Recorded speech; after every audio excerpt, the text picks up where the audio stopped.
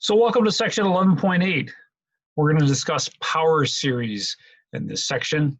So power series are kind of like infinitely long polynomials. So let's see a little bit more detail on that. Power series has this form. So here's your power series. Looks like this. Now, this is a polynomial that's centered around 0. So it's kind of like a basic power series. But we could also have a more general power series in x minus a, or that is a power series centered around a. Now the thing about these power series is that a lot of times under the right conditions for x, they'll actually determine a function. We want to know when that happens. So when that happens, it's said to converge. And in this case, it converges for values of x less than some r, or over here, it converges for absolute value of x minus a less than r. In either case, r is the radius of convergence. Radius of convergence.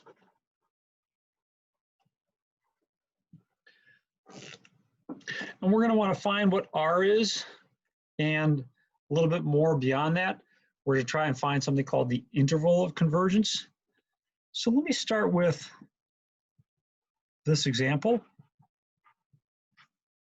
We'll take a look at this power series.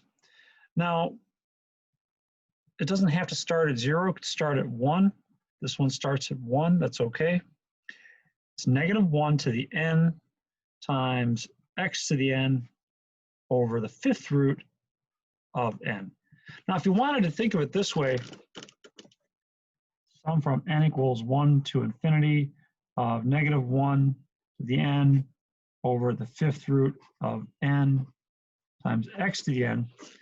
Then what that does is it makes it pretty clear what the coefficients are. So it's this term right there. That's my c sub n that I'm talking about in these formulas up here. And depending on the c sub n and the values of x sub n, or excuse me, the values of x, you could get this series to converge or diverge. Now, a lot of what's going to get our work done in this section is the ratio test. So we're going to want to see where this series converges based on the ratio test. So that means we need to calculate the limit as n approaches infinity of the absolute value of a sub n plus 1 over a sub n, where a sub n is just the general term here. So let's put that together. A sub n is negative 1 to the n, x to the n, over the 5th root of n. And let's take a look at a sub n plus 1. So we'll do the plus 1 here and see what that looks like. This could be negative 1 to the n plus 1, x to the n plus 1, over the 5th root of n plus 1. So let's put all those n plus 1s in red, just to try and highlight that difference. And we want to form the ratio of these two and then simplify it. So let me do that here. That's going to be a sub n plus 1 divided by a sub n. So it's going to be this whole term, negative 1 to the n plus 1, x to the n plus 1, over the 5th root of n plus 1, divided by a sub n, negative 1 to the n, over x to the n, over the 5th root of n. Now moving forward, I'm going to make some changes to this to try and speed up this process. But of course, the first thing to do is invert and multiply. So I have negative 1 to the n plus 1, x to the n plus 1, over the 5th root of n plus 1, times the 5th root of n, over negative 1 to the n plus 1, or excuse me, just to the n, and x to the n. Now, the good news is that we're going to get a lot of simplification. So let's take care of that, see what we can do. And I guess we'll start with some of the low-hanging fruit. That is, all but one of the x's cancel.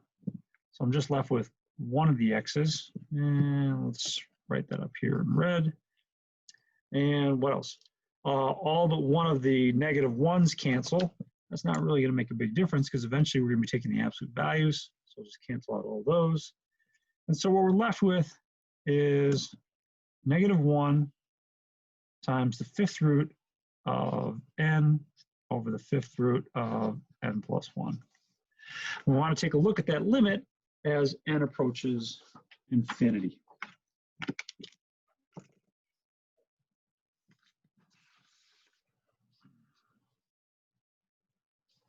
All right, so let's take a look at the limit as n approaches infinity of the absolute value of a sub n plus 1 over a sub n.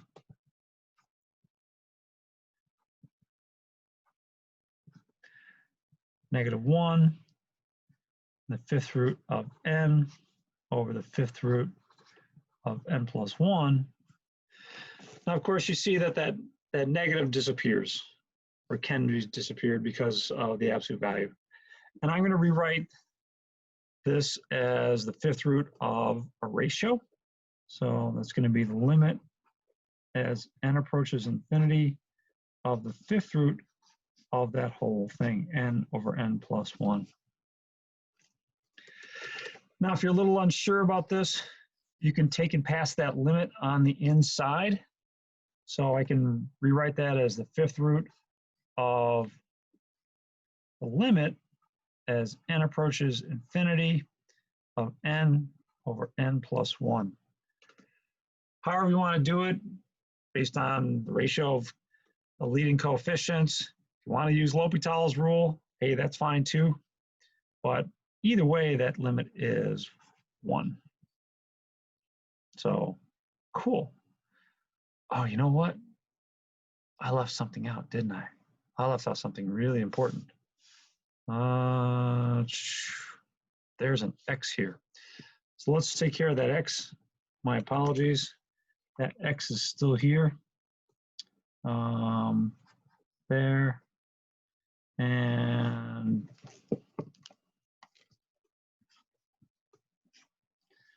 let's keep that x in here. Except now I'll take that x out in front because that x is independent of n. And since we're taking the limit as n approaches infinity, that doesn't affect the x. So we're going to have the absolute value of x out in front. And then this is going to get multiplied by the absolute value of x.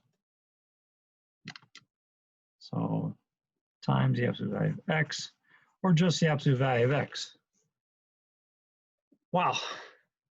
Seems like we've done a lot, but we're not quite done here. Remember, the ratio test says that this converges as long as this is less than 1. So when is that true? Well, let me remind you that this is less than 1 means x is between -1 and 1. So, yay. Now this tells us something important about our series here, and that is the radius of convergence is 1.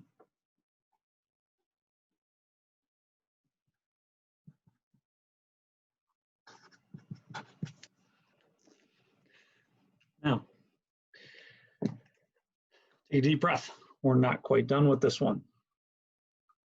This is part of the interval of convergence. So by interval of convergence, we're thinking of something like this, left-hand endpoint to right-hand endpoint, or in interval notation, -1 to 1. But the thing about these interval of convergence that you get from this work, you have to test the endpoints separately. And that's actually a couple points of credit when you work these problems. So let's test each endpoint. So we're going to test what happens when we plug in a -1 all the way back up here at the top for x. And let's see what happens to that series and if it converges or diverges. So at x equal -1, let's take a look at the series. The sum from n equals 1 to infinity, -1 to the n, fifth root of n. And we're going to put in a -1 here, corresponding to that. Now, -1 to the n times -1 to the n gives me -1 to the 2n. Remember, you add exponents there. -1 to the 2n over the fifth root of n. This is always going to be an even exponent. And if you raise -1 to an even power, you're always going to get 1. So n equals 1 to infinity of 1 over the fifth root of n. Let me rewrite that as n to the 1/5 power. Why did I do that? Can you tell the convergence or divergence of the series right now? What's the key word here? Come on, you know it. P series. Yeah, this is a divergent P series.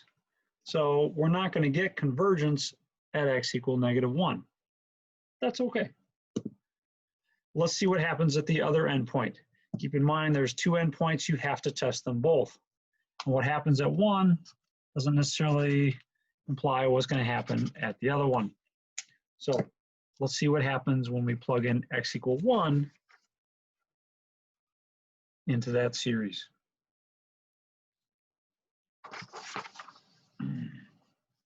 So let's plug in x equal 1. That's going to be the sum from n equals 1 to infinity, -1 to the n times 1 to the n over the fifth root of n. This time we got 1 to the nth power, which is just 1. 1 to any power is 1. So that just becomes the sum of n equals 1 to infinity of -1 to the n over n to the 1/5 power. You could leave it as the fifth root of n, doesn't matter. Now all those series tests that we did come into play. And you know them real well because we practiced what? We practiced our 2-minute drill. Good on you. What's going to go on with this one? Can you tell? Give you a hint. The big thing that you should see here is that these are alternating. So by the alternating series test, this converges. The series converges.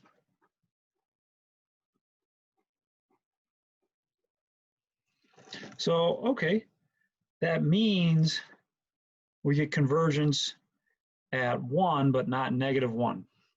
Now, this little thing here is called your interval of convergence.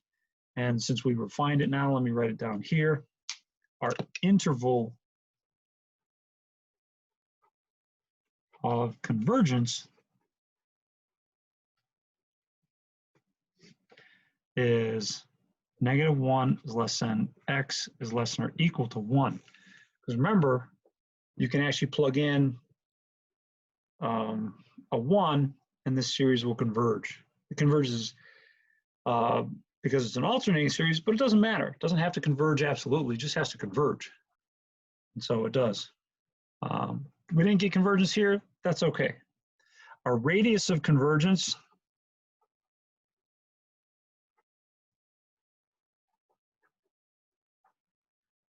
was r equals 1.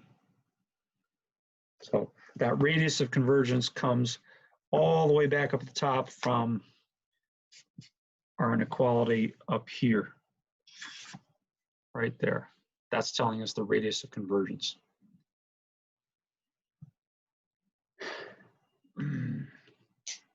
Okay. One of the big things to keep in mind when you do these things is that you're pretty much going to be using the ratio test, and you have to keep checking the endpoints when you do these things.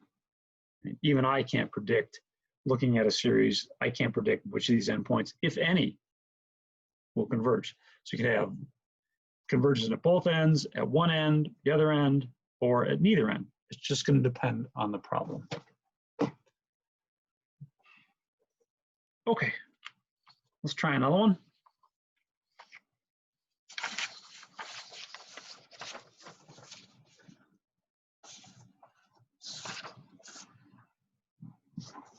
There's a lot of different things that can happen when you're trying to calculate the radius of convergence.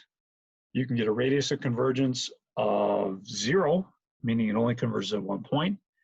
You can get a finite radius of convergence, or you can get an infinite radius of convergence, meaning it converges for everything. So those kind of series are pretty special. Let's knock off a few more here. Sum from n equals 1 to infinity of x to the n over n to the fourth times 3 to the n.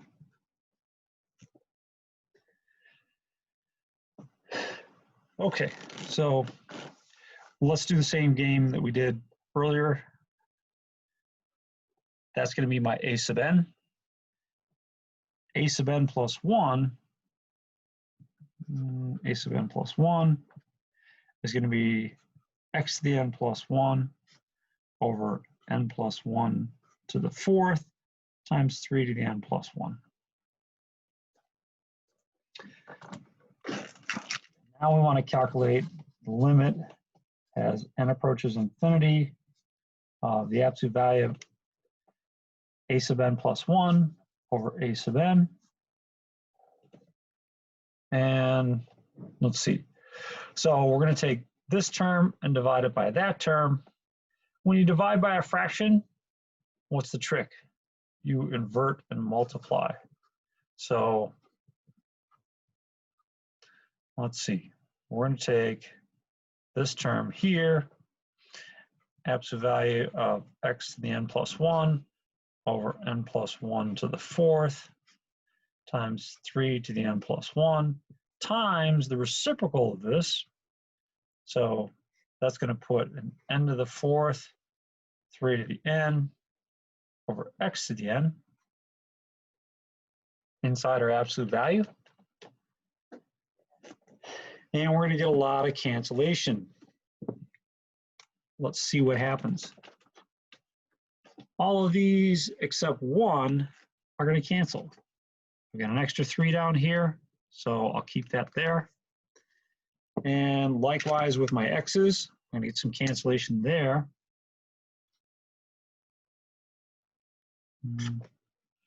So those are going to cancel, and it's going to leave me with one of the x's. So I'll continue to write all these things in red.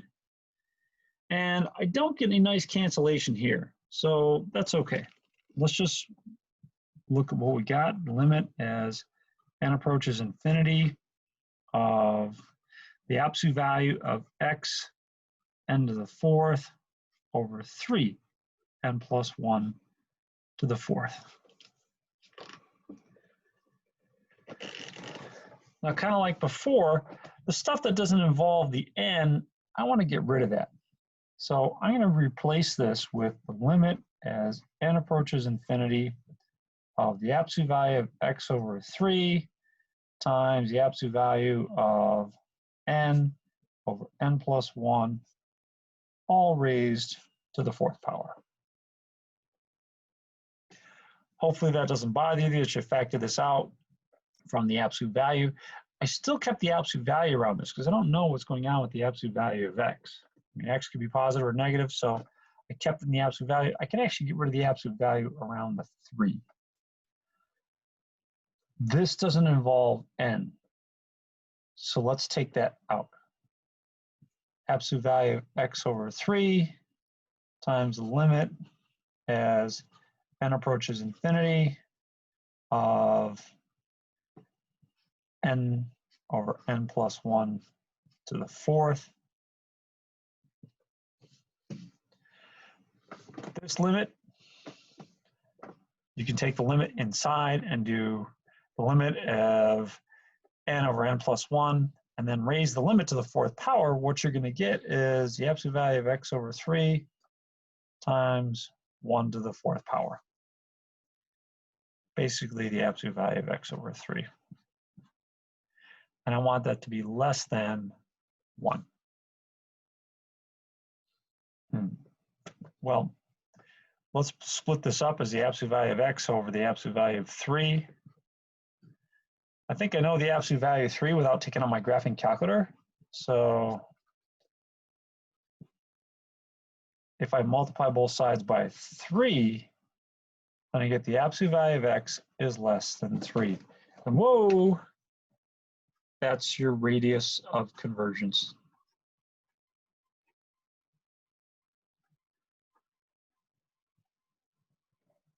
So wider than our last one.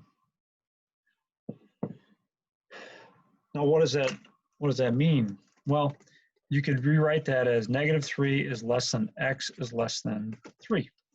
And so for all values of x in between here, that series defines a function, and a function that will converge. So for any value of x in there, that's a nice function. Can't say exactly what it is, but it's a nice function. Now, you should be looking at this and going, well, wait a minute. Didn't you say that there's something else left to do? And you're right. There is something left to do. We have to test at the endpoints. So let's do that. Let's test at the endpoint. And we'll start at the left-hand endpoint. So at x equal -3, let's see what happens. Now at x equal -3, let's plug in a -3 into that series, sum from n equals 1 to infinity, n to the 4th, 3 to the n, -3 to the n. And I think I'm going to play around with this a little bit. Let's bring these two terms together, raised to the nth power. So I'll rewrite it as the sum from n equals 1 to infinity of 1 over n to the 4th, and then -3 over 3 to the n.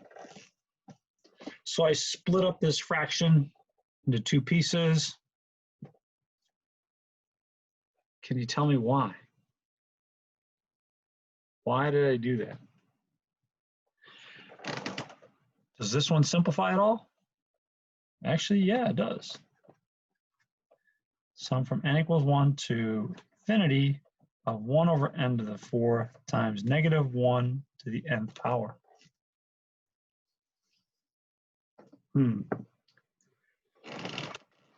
Does this converge? Actually, it does. In fact, it converges absolutely, because this is a p-series with p equal to 4. That converges. So we don't even need the fact that this is alternating and decreasing to show that this is an absolutely convergent series. So it converges. Great. So we can use x equal -3. What about at x equal 3? Let's see what happens there. So again, you're going to go back to the original function, and you replace x by 3. And I think this one's going to work out even faster. I'm not going to have to worry about those negatives or anything like that. These just cancel. And I'm left with a convergent p-series. Sum from n equals 1 to infinity of 1 over n to the 4th. Converges p-series. Not uncommon for that kind of stuff to happen like this. So there's two things I'm going to want at the end of this. I'm going to want the interval of convergence. Well, that's going to be -3 is less than or equal to x is less than or equal to 3. And the radius of convergence. Way back when we found that the radius of convergence was 3. So, whew, well done.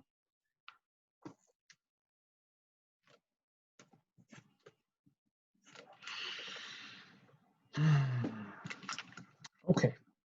Well, let's continue.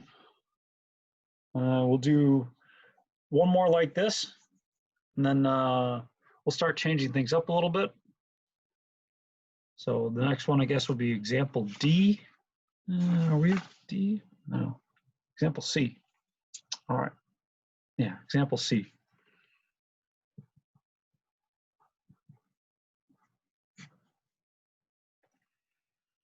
So the sum from n equals 1 to infinity. Ooh. How about if I throw you for a loop a little? Let's just go 0 to infinity of x plus n to the third, or x to the n plus 3 over 4n factorial. And you might be going, uh-oh, wait a minute. If you start at 0, isn't that going to put a 0 in the denominator? There's something interesting that I don't know as though I told you in this class yet or not. So let me take care of that. Let's take a look at 0 factorial. Wouldn't 0 factorial be 0? Well, yes or no.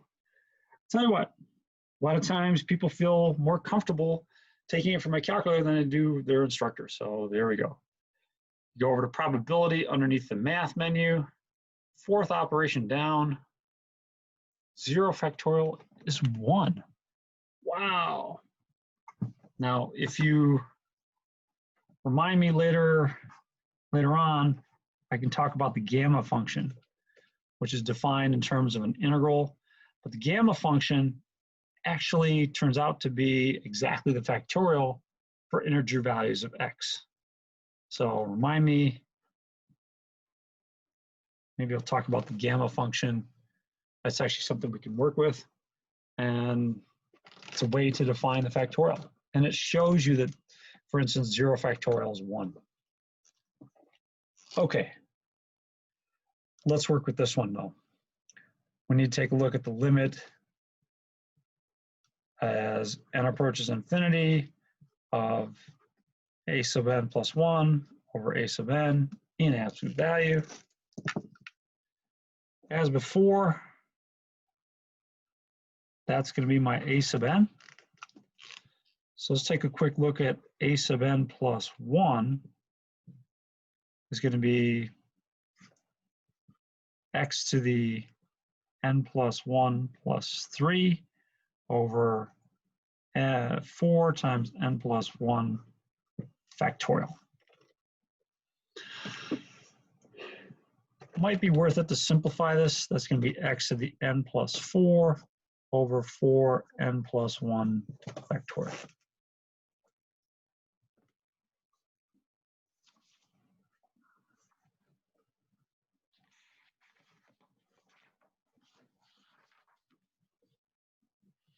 Okay.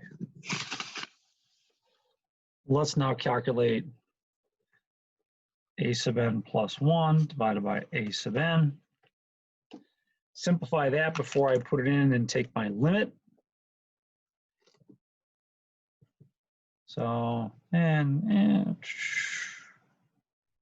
yeah. So x to the n plus 4 over 4n plus 1 factorial times the reciprocal of this, which is going to be 4n factorial over x to the n plus 3.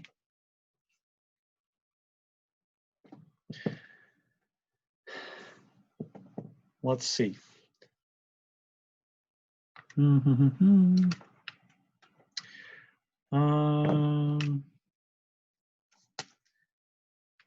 All these are going to cancel all of these except 1. And we can also get rid of the 4s. So it's going to leave me with an x and n factorial.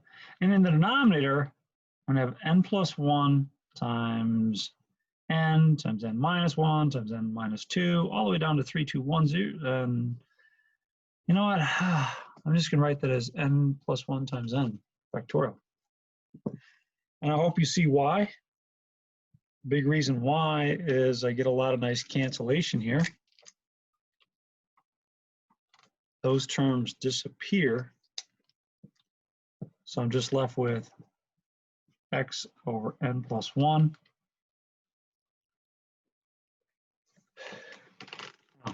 I calculated that so that I can then go back and take a look at this limit.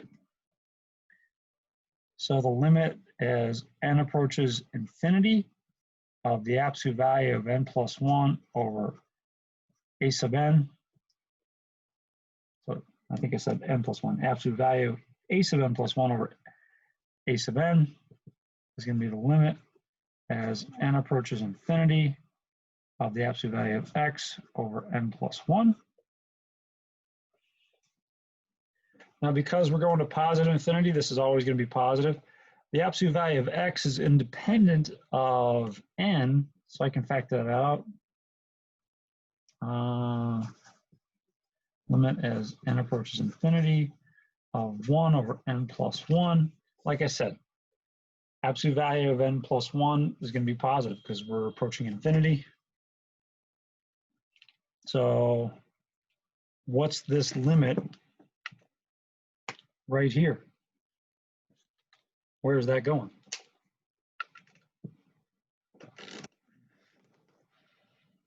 That much is going to 0. Because as n approaches infinity, you're going to have a really big denominator dividing into 1. So this whole thing becomes a 0. Absolute value of x times 0 is 0, equals 0. Well, that's bizarre. What's going on here? Well, what this is saying is that regardless of the x, since this is less than 1 by the ratio test, the series converges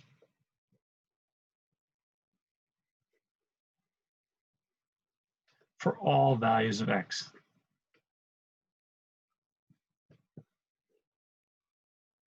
Doesn't matter what x is. No matter what value of x you have, this series will converge. Converges to a function. That's what we'd like to see. If that's the case, if you get something like this, implying that it converges for all values of x, then your radius of convergence is r equals infinity. And your interval of convergence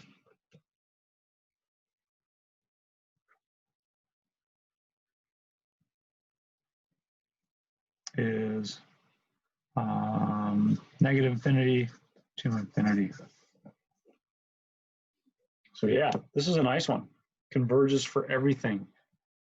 And we'll see stuff like this later on, especially when we work with Taylor series at the end of this chapter. There's a couple really nice Taylor series that converge for everything. They're just really impressive. For now, take a deep breath and keep heading on. Now, I know that a lot of you might be getting anxious or coming to the end of the semester, and that's okay. I think you're going to finish up fine. You've come this far. One thing about being anxious and anxiety, if you ever wanted to look up a growth mindset, it gives you a way to approach learning. And the idea basically is to change your way of thinking from, how am I going to do this, to, okay, how am I going to do this? You know, you're just a subtle change in your determination from a resignation like, oh my God, I can never do this, to, you know, getting past your anxiety, reframing the question so that you're like, okay, I got to figure this out. How am I going to do it? And that little change can really make a big difference. It's happened to me in my personal life. You know, just not too long ago, I started kegging beer at home. And man, there's just a lot more stuff to look at. And I felt overwhelmed. But you know what? After a while, I said, all right, I just got to figure it out. And I stopped having the anxiety about working on things. And it was replaced by, okay, let's get some help here. Let's read up on this here. And I did it. And I know you can do it too. So hang tough. Okay. Let's keep going. Got about 3 more examples to do. And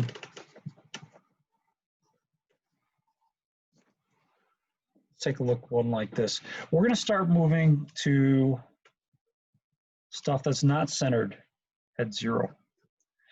So something like this, x minus 8 to the n over n squared plus 1. Okay. So that's our series. Those terms are going to be our a sub n. Let's take a look at a sub n plus 1. It's going to be x minus 8 to the n plus 1 over n plus 1 squared plus 1. And of course, when you square this out, you get n squared plus 2n plus 1 again. So how about x minus 8 to the n plus 1 over n squared plus 2n plus 2.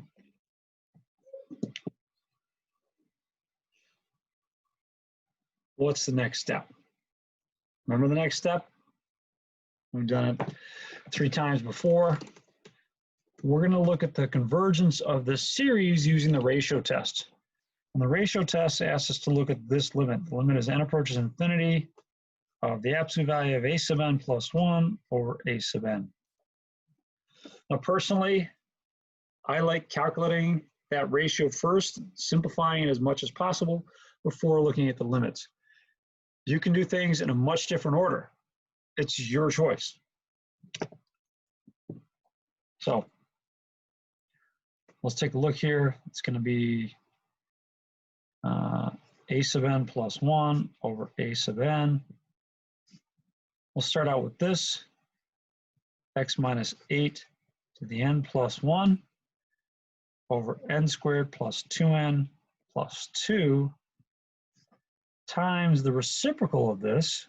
Remember, you're dividing by a fraction, so you can multiply by the reciprocal, n squared plus 1 over x minus 8 to the n. We're not going to get as much cancellation as we did in, say, the previous one. We are still going to get some nice things to cancel. All but one of these in the numerator is going to cancel. And that's really it for our cancellation. So what you're left with is one of the x minus 8s and n squared plus 1 over n squared plus 2n plus 2. Okay, let's slap some absolute values around this and then calculate a limit.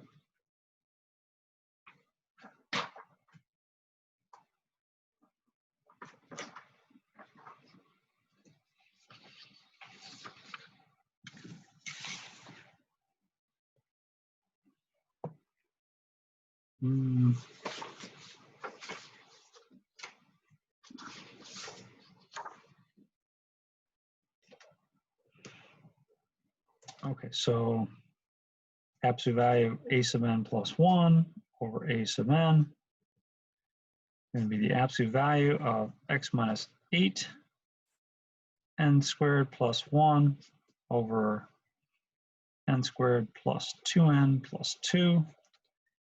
And I want to take the limit of that eventually. I'm just going to point out right here that I can factor out that x minus 8 n squared plus 1 over n squared plus 2n plus 2. Now let's calculate the limit as n approaches infinity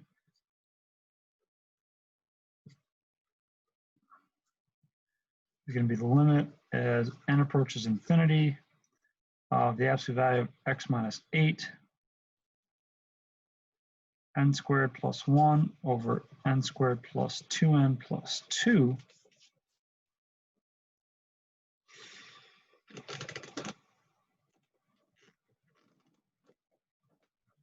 Does this depend on n?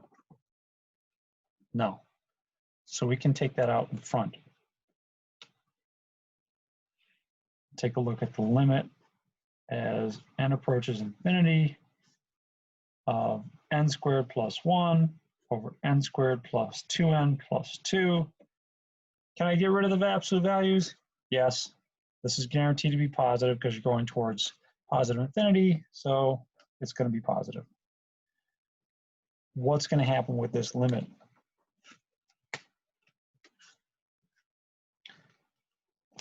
Hopefully you're recognizing that the powers in the numerator and denominator match. So the limit is just really the ratio of those two leading coefficients. You could, if you wanted to, use L'Hopital's rule there, but you'd have to use it twice, and it's just a lot more work than you really need to do. So we're left with the absolute value of x minus 8 times 1. Now the condition for convergence in the ratio test is that this has to be less than 1. Okay, so what's that mean for us? Well, if you were to solve this right here in an algebra class, I might suggest you do something like this. Let's write -1 is less than x minus 8 is less than 1. And to get x by itself, I'll add 8 to all three parts of this double inequality. And if it starts out as a double inequality, it should stay a double inequality. It's going to be 7 is less than x is less than 9. Now don't get confused. This is still our radius of convergence. Radius of convergence is 1. This is the endpoints of my interval of convergence. I just don't know if it converges at 7 or at 9 or at both or neither. So I'm going to have to test back in our original function. But for now, at least we know that it converges for all the values of x in here. So let's take a look at x equals 7 and at x equals 9. Let's see what happens. Now we're going to plug those endpoint values back into the original series way back up here. So let me recopy that. So I'll put that in red. Sum from n equals 0 to infinity of x minus 8 to the n over n squared plus 1.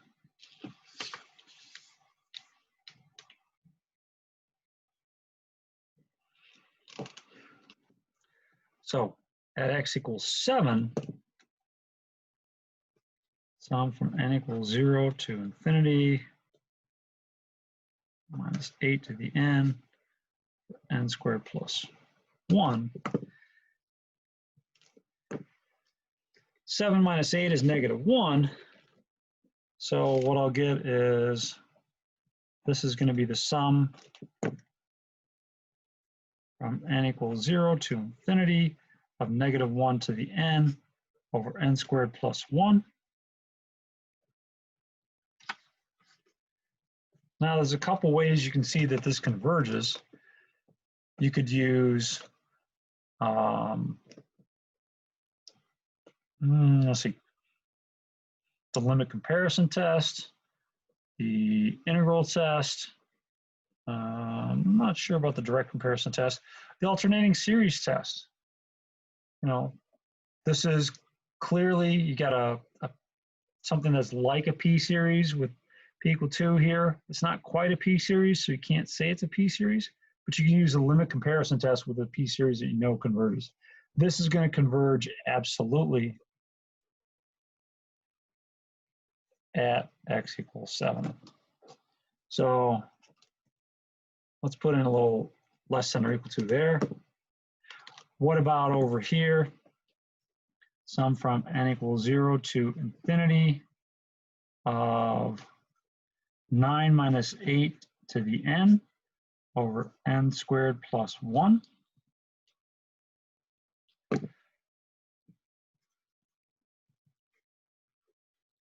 This time I'm just going to get 1 to the n power, which is just 1. Now, you don't have the alternating series stuff, but you didn't need that in the first place. This converged absolutely. This is going to converge absolutely. So you can do that by the integral test. The integral test, you use the arctan integrating this. You could use the limit comparison test. Limit comparison test with 1 over n squared, a convergent p-series. That would work.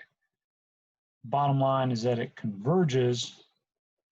So the final result for your interval of convergence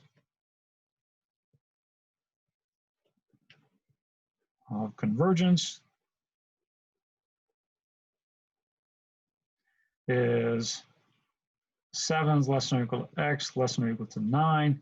Keep in mind that in WebAssign, you'll probably be asked to answer like this with an actual interval. So you can use brackets to show that you're including the endpoints, parentheses to show that you're not.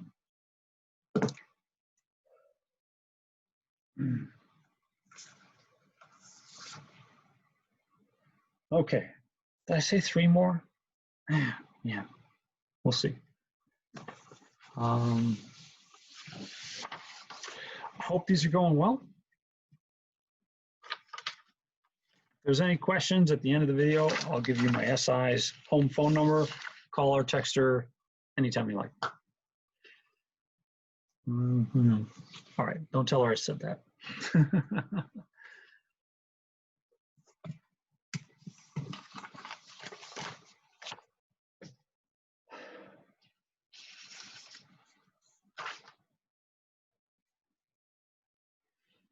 Okay.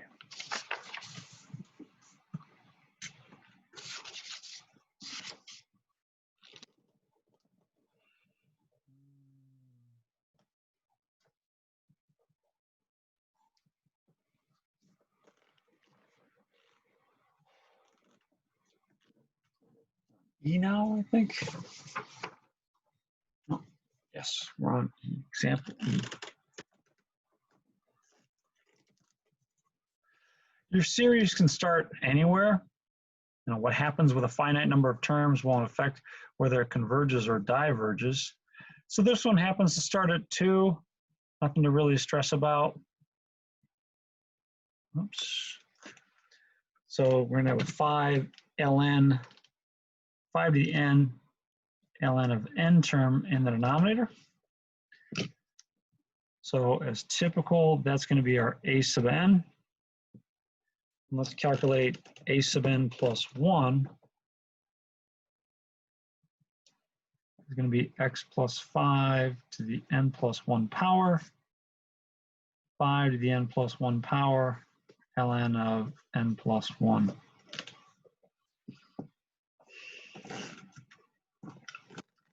All right, so same game. A sub n plus 1 divided by a sub n. Let's simplify that first. X plus 5 to the n plus 1, 5 to the n plus 1, ln of n plus 1 times the reciprocal of this. So it's going to be 5 to the n, ln of n, x plus 5 to the n. Well, we have to be careful about our cancellation here a little bit.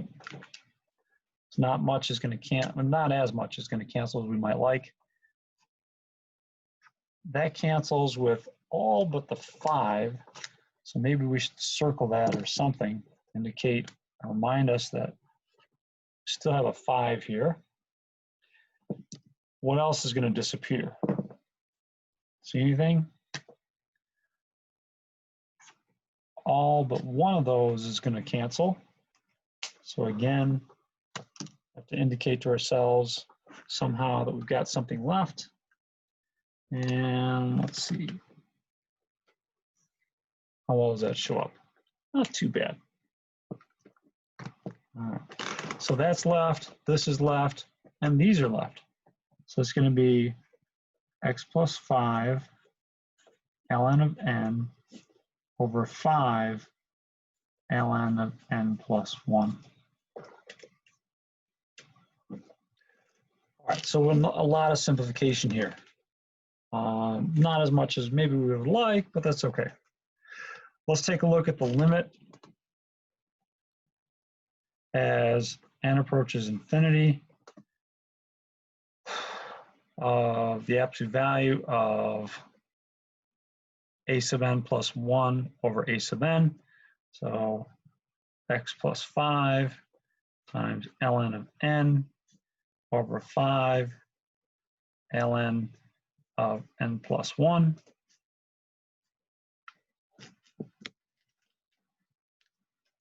There's a little part of it.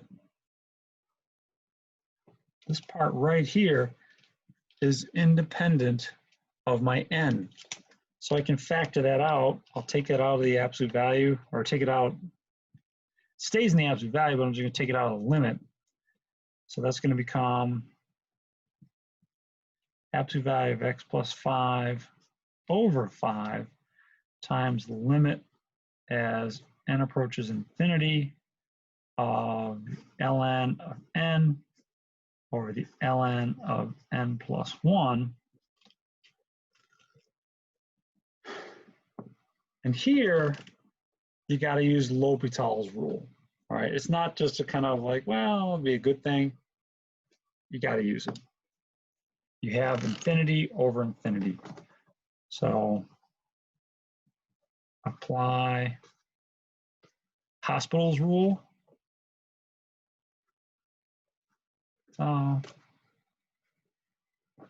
L'Hopital. That would give me the absolute value. Absolute value of x plus 5 over 5 times the limit as n approaches infinity.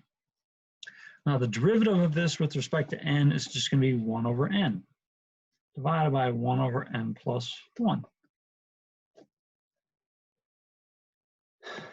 If you invert and multiply, what you'll find is that this limit's going to go to 1.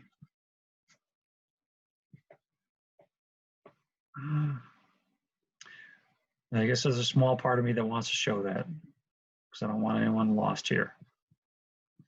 So when you invert and multiply, you have n plus 1 over n, and that limit is 1.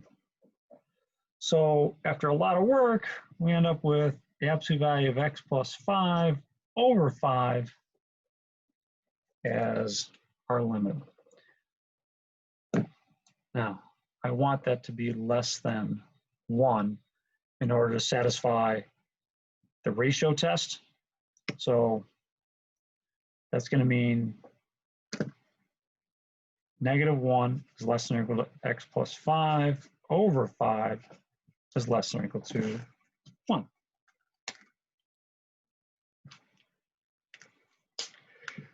Let's solve for x in the middle. We can solve for x in the middle by multiplying all 3 parts of this inequality by 5. So 5 times this, 5 times this, 5 times this gives me -5 is less than x plus 5 is less than 5.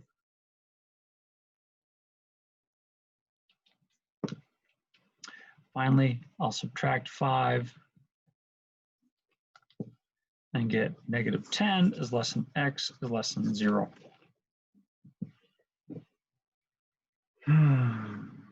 Wow. Okay. So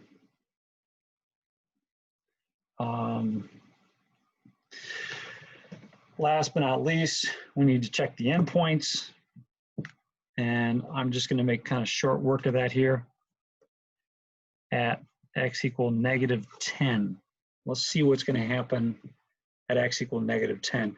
At -10, I'll end up with -5 to the n over 5 to the n. Those will cancel except for the negatives.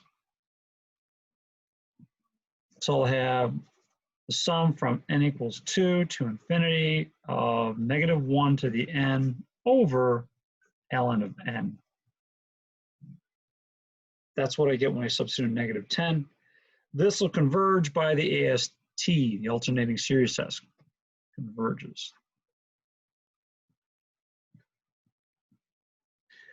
On the other hand, though, at x equal 0, if I plugged in a 0 here, I'd have 0 plus 5 would be 5, 5 to the n, and 5 to the n would cancel.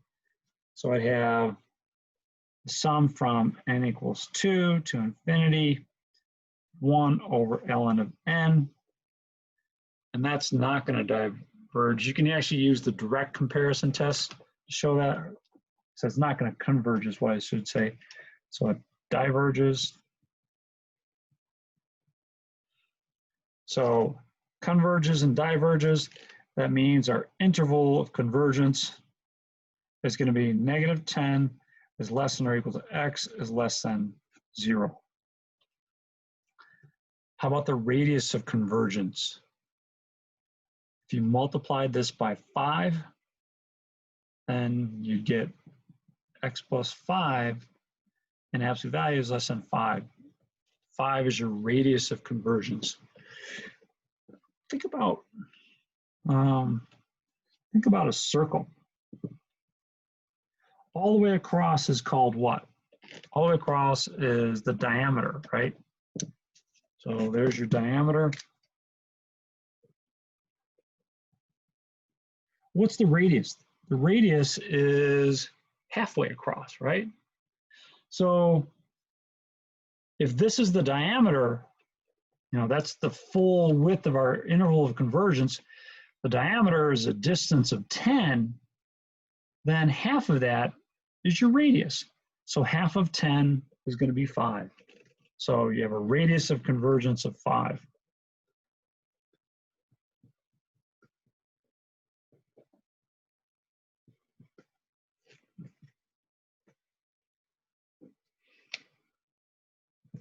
Okay. Last one. And I'll actually leave you with a bonus one that you can do. Put that in your notes for extra credit.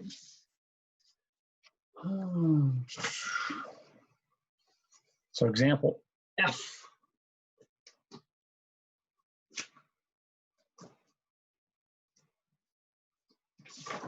So example F for fun, right? That's exactly what you're thinking of when you think of math. I'm sure of it. So example F, fantastic.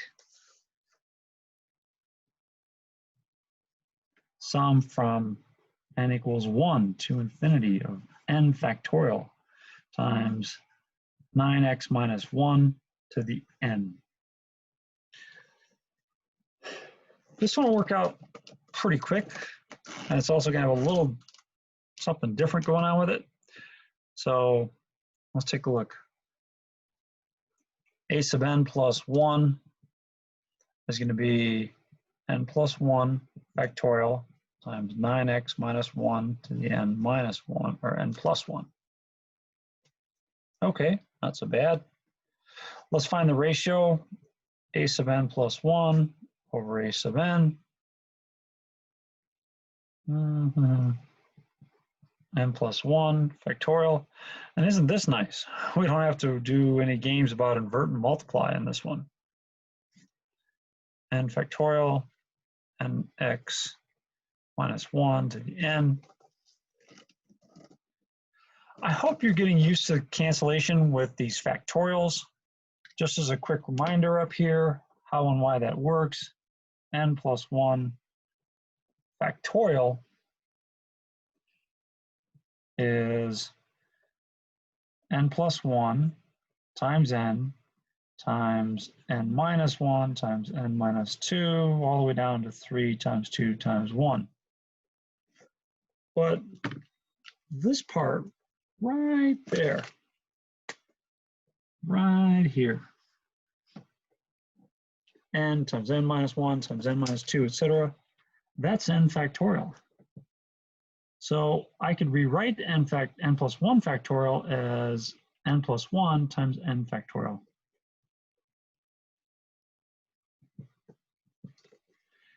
And that's what I'm going to take advantage of down here.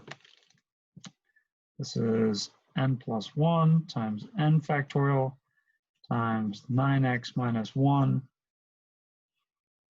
to the n plus 1, n factorial, 9x minus 1 to the n. All but one of these cancel out. Remember, you subtract exponents. N plus 1 minus n leaves me with one of them.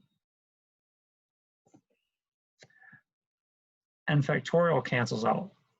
What are you left with? You're left with n plus 1 times 9x minus 1. Great. Let's calculate some limits.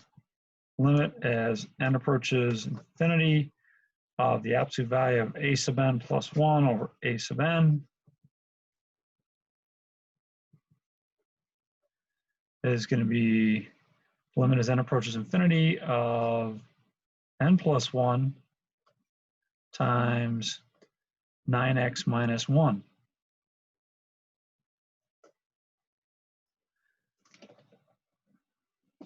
Okay, as usual, we can factor this term out because it doesn't depend on n. So it's going to be 9x minus 1 times the limit as n approaches infinity of n plus 1. Do I need absolute values around here? I could use them, but because the limit's going to infinity, I know this is positive. Do I need L'Hopital's rule here? No. This is just going to infinity. In fact, the only time this doesn't go to infinity is if this is a 0. And that's going to be 0 when x equals 1/9. So except when x equals 1/9. So when that's 1/9, all the terms in our sequence are going to be 0. So the limit would be 0. So if it only converges for one point,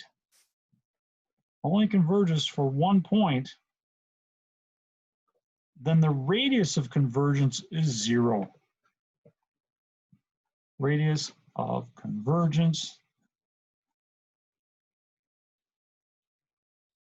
equals 0. And the interval of convergence, not much going on there either. ENCE, sorry about my chicken scratch, just 1 point, 1/9. In fact, it's not even an interval, it's just 1 point. You may write it with set notation, these curly braces as opposed to intervals, and that's it. So if you want to test yourself out on one, then here's the missing example G, sum from n equals 1 to infinity. You should find an interval, a radius of convergence of 6, an interval of convergence of -10 to 2. And if my guess is right, it's not going to converge at either endpoint, so you're going to have parentheses here and here. So throw in example G, throw in all the work for extra credit, and we'll see you next time.